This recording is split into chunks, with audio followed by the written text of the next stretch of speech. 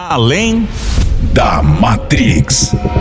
Fala galera, tudo bom aí? Seja bem-vindo aqui a mais um vídeo. Olha só, enquanto você imagina o trabalho do futuro, o que vem aí na sua mente? Provavelmente algo assim, né? Ou talvez isso? Mas e isso aqui? Esses são os empregos que mais devem crescer na próxima década. E se você olhar para o crescimento esperado e o salário anual, há um vencedor: a enfermagem.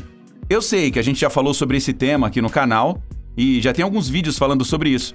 Só que esse vídeo aqui tem alguns diferenciais para você aprender com a gente, tá? Vamos lá. Outros empregos eles podem pagar mais, só que a demanda futura é uma fração do que é para os enfermeiros graças ao envelhecimento da população nos Estados Unidos e também em todo o mundo. Apesar do bom pagamento e da alta demanda, existe um determinado grupo que se manteve afastado dessa área: os homens. A enfermagem ainda é um dos trabalhos mais separados por gênero nos países, como um homem para cada 9 mulheres na área. Então, o que está acontecendo aqui? Por que não há mais homens aceitando esses empregos bem pagos e objetivos? Isso é meio parecido com a profissão de fonoaudiólogo. Já viu homem fono? Eu nunca vi. Eu faço fono, mas é sempre mulher. Mas enfim, a escassez de profissionais vem afetando muitos projetos, né? Então, a caminho de uma crise na enfermagem, tem hospitais aí com esse problema em toda parte. E por conta dessa escassez mundial de enfermagem, cientistas recorreram à ajuda de robôs. Essas máquinas podem levantar e mover pacientes, verificar sinais vitais, entregar medicação e até mesmo fazer agendamentos. Eu recomendo você colocar um novo paciente na cama de triagem T5. Mas, ao contrário das notícias recentes, há poucas chances dessas máquinas substituírem enfermeiras humanas em breve. Em 2013, pesquisadores da Universidade de Oxford desenvolveram alguns gráficos. Eles mediam quão vulnerável certos trabalhos são para a automação. Os empregos onde os humanos têm menos probabilidade de serem substituídos por robôs requerem criatividade, percepção especializada, manipulação ou altos níveis de inteligência social. Dos mais de 700 empregos no estudo de Oxford, a enfermagem era uma das menos vulneráveis, com menos de 1% de chance de se tornar automatizado nas próximas 2 décadas.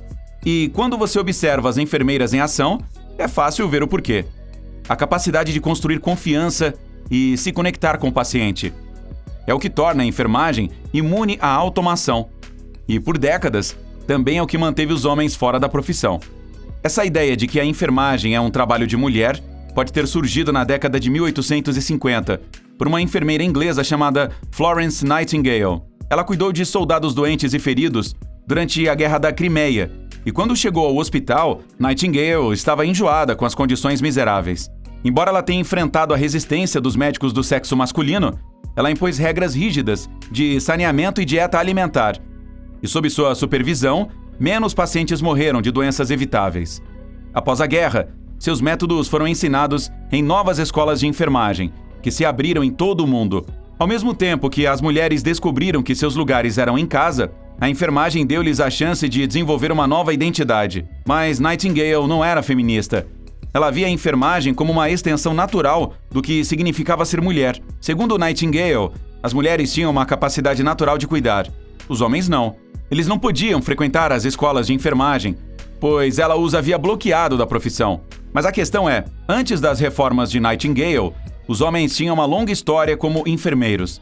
Os monges cuidavam dos pobres e doentes em toda a Europa por séculos, começando na Idade Média. Homens serviram também como enfermeiros durante a Guerra Civil Americana. Isso inclui o poeta Walt Whitman, que descreveu a experiência em seu poema The Wound Dresser. 50 anos depois de Whitman escrever este poema, o grupo de enfermeiras do exército era composto inteiramente por mulheres. Quando os homens foram legalmente autorizados a retomar a profissão no ano de 1950, a enfermagem se tornou sinônimo de feminilidade. Um anúncio que foi reforçado por meio de publicidade, mídia de massa e cultura popular, por sua vez, afetou a maneira como criamos nossos filhos. Eles absorveram a ideia de que homens e mulheres nasceram com certos traços de personalidade, o que os tornou mais adequados para determinados empregos. E embora essas características fossem consideradas instintivas, agora sabemos que elas são de grande importância.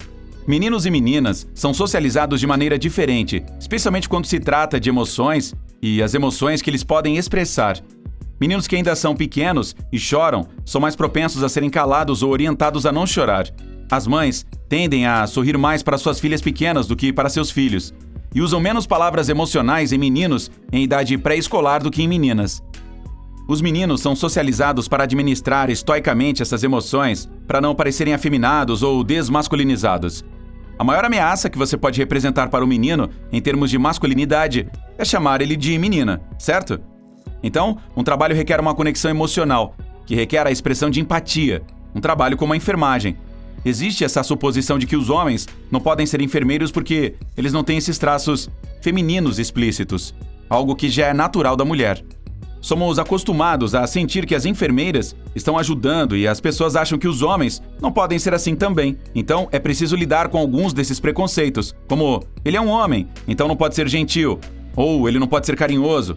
Na verdade, estamos no século XXI, mas ainda assim temos que falar sobre assuntos como esse. Não é apenas a enfermagem, mas fisioterapeutas e assistentes médicos também têm grandes desequilíbrios de gênero, apesar de seus salários serem acima da média e terem uma grande demanda projetada. Enquanto isso, a economia está eliminando os tipos de empregos que foram associados a homem, como fabricação. E isso se reflete nessa estatística. A taxa de participação da força de trabalho. Essa é a proporção de homens nos Estados Unidos, por exemplo, que estão trabalhando ou procurando trabalho. E tem caído constantemente desde 1954.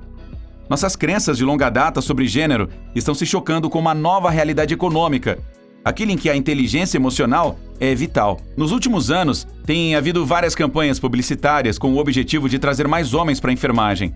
Quando a socióloga Marty Cottingham olhou para esses números, ela percebeu que muitos deles haviam confiado nos mesmos estereótipos de gênero que manteve os homens fora da enfermagem. Cottingham diz que rigidez extrema, mascarar emoções, ênfase no atletismo, parece muito rigoroso. Olhar para a câmera para não fazer um contato visual direto. Realmente tem muito a ver com o que é exigido de você como enfermeiro. Se usarmos essas imagens estereotipadas, podemos atrair o tipo de pessoa errada para a enfermagem. Essa ideia de que ainda pode ser um cara durão e não precisa lidar com essa coisa de esbanjar empatia, caiu por terra. A dúvida é: quem irá mudar essa realidade ainda hoje? Será a profissão de enfermagem para tentar atrair mais homens? Ou será que essa mentalidade nos homens é que deve ser mudada? Ainda assim, cuidado, empatia e confiança são as vantagens estratégicas dos humanos sobre os robôs. E essas habilidades não pertencem a um gênero. Então, elas são como um trabalho em conjunto. Quanto mais nos ajudarmos dentro de determinadas profissões, mais resultados positivos iremos ter ao redor do mundo. Na China, por exemplo, humanos estão construindo robôs que eventualmente os substituirão. A primeira fábrica apenas operada por robôs está sendo construída na cidade de Dongguan, famoso polo operário da China. Desde 2014, para você ter uma ideia, um total de 505 fábricas em Dongguan, na China, investiram o equivalente a 2,6 bilhões de reais na aquisição de robôs. O objetivo é substituir mais de 30 mil operários, segundo o Escritório de Tecnologia de Informação e Economia de Dongguan.